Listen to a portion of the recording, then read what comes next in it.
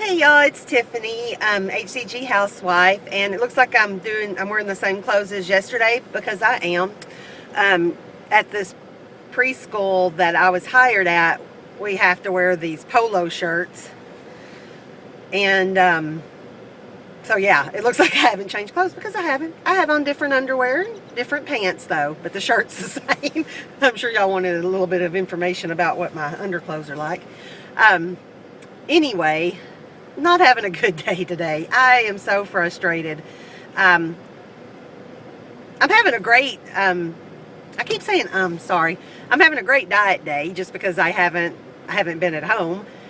But, last night, I don't know why we keep doing the same thing. It's like the insanity thing we were talking about yesterday. My husband brought home fajita meat, chicken and beef, and we know that we can be doing good all day, but if we eat that meat, it's going to make our weight go up, even though I'm not eating the carbs. I was up. We have a scale that does kilograms. For some reason, that keeps my husband on track. He says if his body knows that he's losing pounds, he'll want to cheat. So we do kilograms. And I really don't know what they mean. Sometimes I can multiply on my phone, but I always have to look it up what it means. But anyway, I was up 0.5 kilograms. So that's like, I think that's a pound, or maybe almost a kilogram's like 2.202 or something. Like I said, I always have to look it up. So half a kilogram is over 1 pound. And I did not eat anything bad yesterday. I was so good. I had fish for lunch, tilapia, which is like very low calorie, but that stupid meat is so full of sodium that it should make me shoot up. So even when I'm doing good, my weight goes up. And then today at this job that I thought was so cool, that God sent me this job. I don't think God sent this job. I am going to be frustrated with this job as I was frustrated with the doctor yesterday. I was hired, I think it was last week, or no, the week before last. I went in for an interview, and it went well. The school is amazing, and they keep it really clean, and everybody's really nice there, but the administrative staff, and I know this because when I worked as an activity director, I was part of the administrative staff and, or the directing staff. And we did this. And I feel bad because, well, actually I didn't, because I had one person that was under me, and she was there before I was there, so I never had to really train anybody for the position in my little group of people. But anyway, they totally tell you one thing, and then after you're hired and you've invested your time, and in this case money, because I had to buy, you have the shirt, you have background check that you have to pay for, CPR that you have to pay for, and some other training things. So it's like I'm only on day 2 yesterday, up to day 2. I didn't have to pay for anything today, but on my second day, I was already out like over $80. So you're pretty much invested in a job once you've invested your money in it. And they were telling me that I was going to have a 3-year-old class, and then they might think a 2-year-old class, which I'm fine with the 2-year-olds. I'm cool. And then today they decided that, they really hired me to be a bus driver because I just happened to have a CDL. They didn't even know I had my CDL until she saw my driver's license. So they're totally lying. And what I think happened is they need a bus driver. So they decided, well, she's qualified for that per state, law, having your commercial driver's license. So we're just not going to have her as a teacher. We're going to have her as a bus driver, which means she also has to be a floater. And what a floater does is clean. I'm not there to be their maid. I'm not above cleaning. I think everybody should help clean, and I'm okay with that.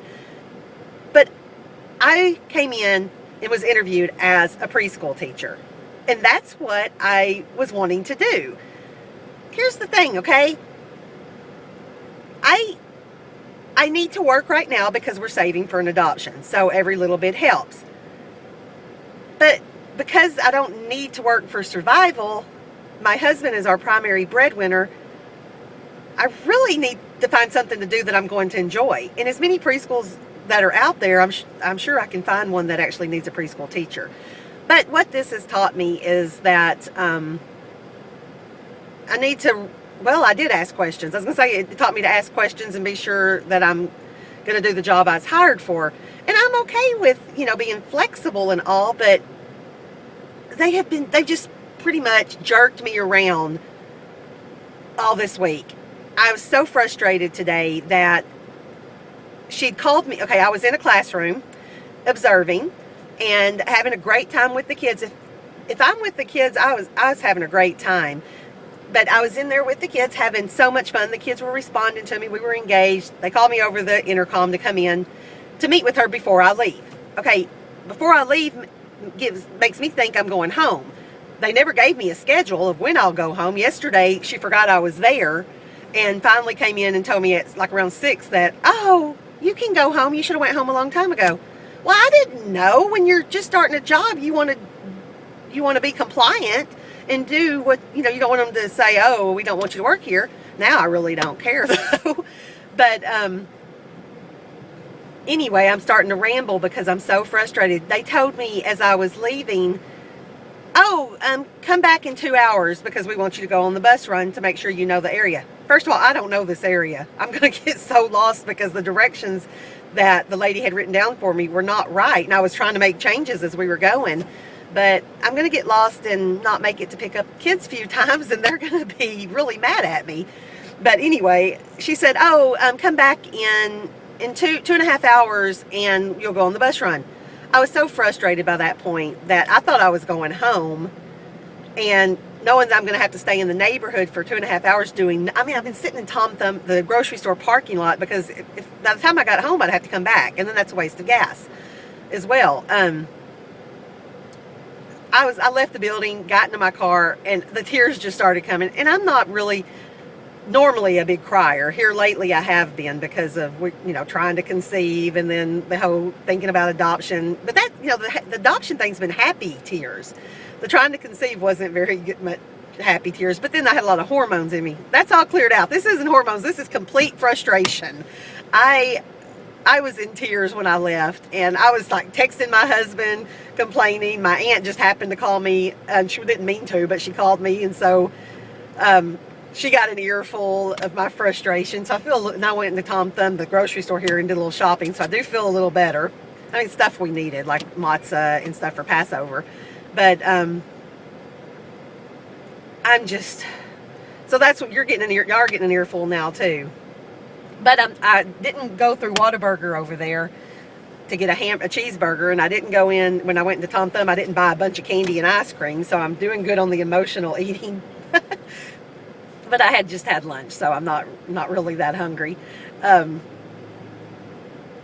Just got to get through tonight, not emotional eating, because I know I'm going to go home and just be frustrated and tired, and it's okay if I'm tired when I go home from doing a job, because you enjoy it. That's a welcome tiredness,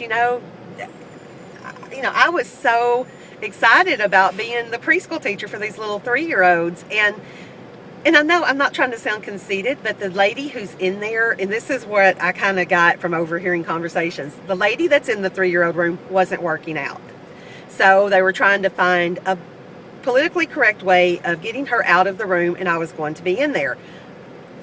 This is what they said. This is what the lady said to me when I was being interviewed, that I wasn't supposed to repeat it, which she should have never said that to me anyway. I was a total stranger.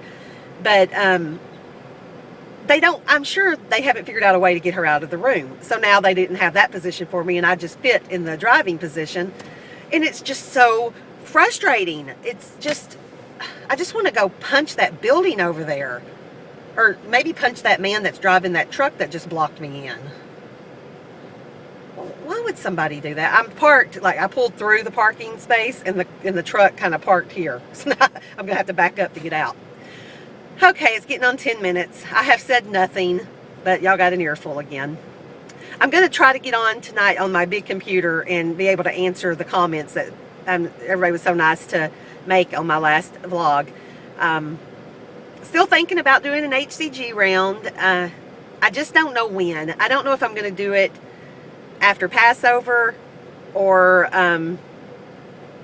you know, try to give the low carbing a little bit longer, which I don't know why I would, because I already know, you know, this, not the weekend, but Monday's Passover, I already know I'm going to have matzah, which is a carb. And when I do that, when I know I'm going to have just some, if I could just eat that one, you know, eat one matzah, give myself one matzah, and then that's it, I would do so well. But no, you know, I'm already justifying the fact that, well, I'm going to eat matzah anyway on Monday. Maybe Sunday I'll have Mexican food, or maybe